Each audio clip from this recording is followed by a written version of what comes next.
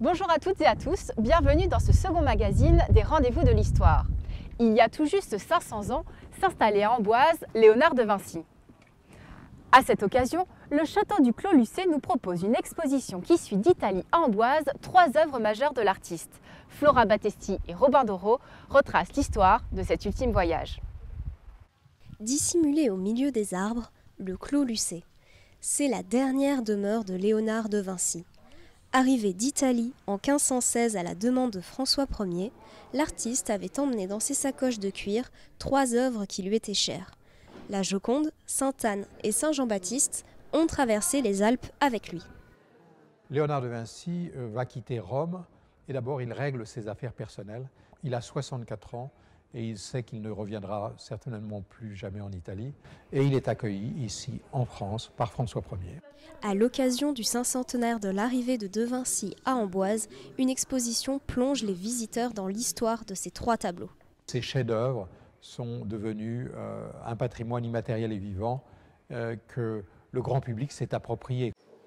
Je cherche à donner à mes figures une attitude révélatrice des pensées que les personnages ont dans leur esprit.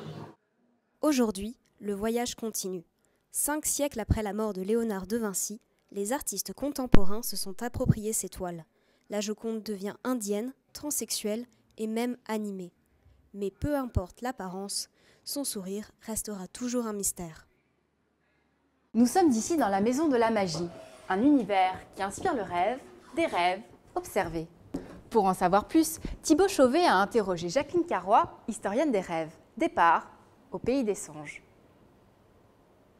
Jacqueline Carrois, vous êtes donc historienne et auteure de nombreux ouvrages, notamment Des Nuits savantes, une histoire des rêves. Vous êtes également directrice des études à l'École des hautes études des sciences sociales. Bonjour. Bonjour. Le terme rêve a plusieurs sens. Comment le définiriez-vous? Je dirais que c'est un phénomène qui est présent chez tout humain et qui est un phénomène probablement physiologique et que nous partageons avec les animaux. Mais ensuite, ce qui, à mon avis, caractérise les humains, c'est que les humains en font de la culture, de la science, qui se racontent leurs rêves, qui les notent, qu'ils deviennent des phénomènes religieux, etc. Les rêves lucides peuvent s'apparenter le plus à des voyages et donc au thème partir. Alors, les rêves lucides, il faut peut-être le rappeler, c'est des rêves avec la conscience de rêver et de pouvoir éventuellement diriger ces rêves à l'intérieur du sommeil. Certains, alors c'est plutôt dans le cadre du spiritisme, donc pensent qu'on peut faire des sortes de voyages en dehors du corps, et on peut aller sur des planètes inconnues, on peut aller dans des pays lointains. Et justement, vous évoquez les rêves comme des voyages nocturnes. Alors, comment ces voyages nocturnes sont devenus des objets scientifiques et historiques? On a essayé de montrer que ces rêves qui pourraient apparaître comme merveilleux, comme surnaturels en quelque sorte, ces rêves s'expliquaient donc si on essayait d'analyser leur origine. Les rêves renvoient au passé, renvoient alors soit au passé de la veille, soit à un passé plus lointain, puisqu'on peut aussi en rêve retrouver des souvenirs d'enfance qu'on croyait avoir perdus. Écoutez, merci beaucoup Jacqueline Carrois. Je vous souhaite de beaux rendez-vous d'Histoire 2016. Merci beaucoup et merci à vous alors donc et à bientôt. À bientôt. Ils ont partagé le même foyer pendant des années, la mort les a séparés. Alors pour maintenir le lien, certains propriétaires d'animaux de compagnie ont fait un choix peu banal, celui d'enterrer leurs fidèles compagnons au cimetière. Un reportage de Wilfried Redonné et Guillaume Souda. Seul au milieu des morts, Joël Ferrand s'active sur plusieurs tombes. Depuis 2007, ce retraité gère le seul cimetière pour animaux de Touraine. L'idée peut prêter à sourire, mais le concept est bien réel et aide les personnes à faire leur deuil. C'est surtout des personnes où l'animal avait encore un lien avec une personne disparue de chez eux. Dernièrement, j'ai fait un chat, avant-hier. C'était le chat du fils de cette personne. Le fils est décédé, c'était le seul lien qui lui restait. Bien avant les cimetières contemporains, Les enterrements animaliers existaient déjà à l'Antiquité. On a dans certains cas des animaux qui sont seuls et c'est principalement des chiens. On a dans d'autres cas des animaux qui accompagnent le mort avec deux statuts différents. Soit c'est un animal de boucherie, auquel cas il est découpé, soit c'est vraiment un compagnon ou un dépôt qui est symbolique et dans quel cas on a un animal qui est entier et qui est associé à l'humain dans sa sépulture. Réservées aux plus riches dans l'Antiquité, les inhumations d'animaux se sont démocratisées. Pour 33 €, Joël Ferrand loue des emplacements à l'année. Ce sont des pierres tombales que je récupère qui sont vouées à la casse dans les cimetières et que je propose aux gens qui n'ont pas de gros moyens. Voilà, ça leur fait une sépulture correcte. Depuis la création du premier cimetière pour animaux à Asnières en 1899, une vingtaine ont vu le jour dans toute la France.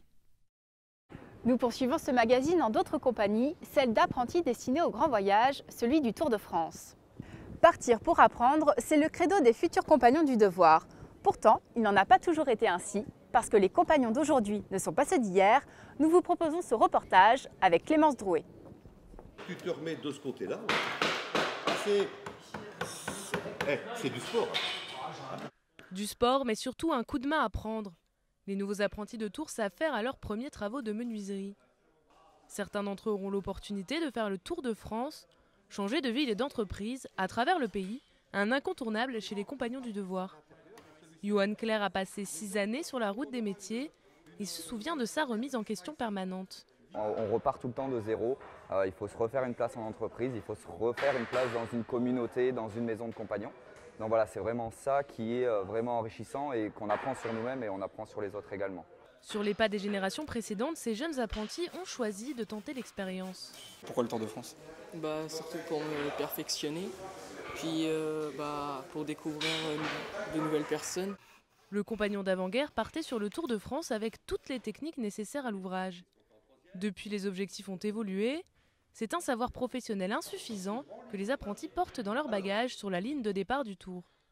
Désormais, c'est par le voyage qu'ils enrichissent leur formation initiale. Au musée du compagnonnage, retour au siècle dernier. Le Tour de France a un rite de passage entre adolescence et âge adulte pour les compagnons d'hier. Aujourd'hui, la rupture est beaucoup moins marquée. Les nouvelles générations ont du mal à couper le cordon. Le jeune qui est sur le Tour de France continue à entretenir des relations avec ses parents.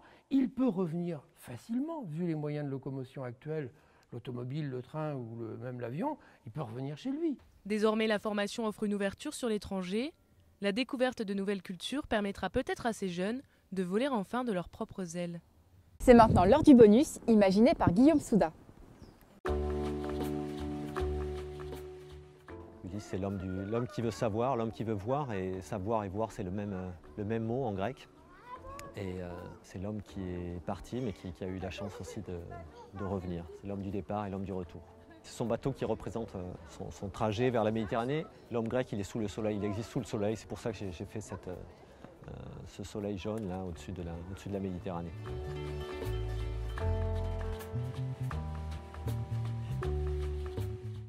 C'est la fin de ce magazine. Merci de l'avoir suivi.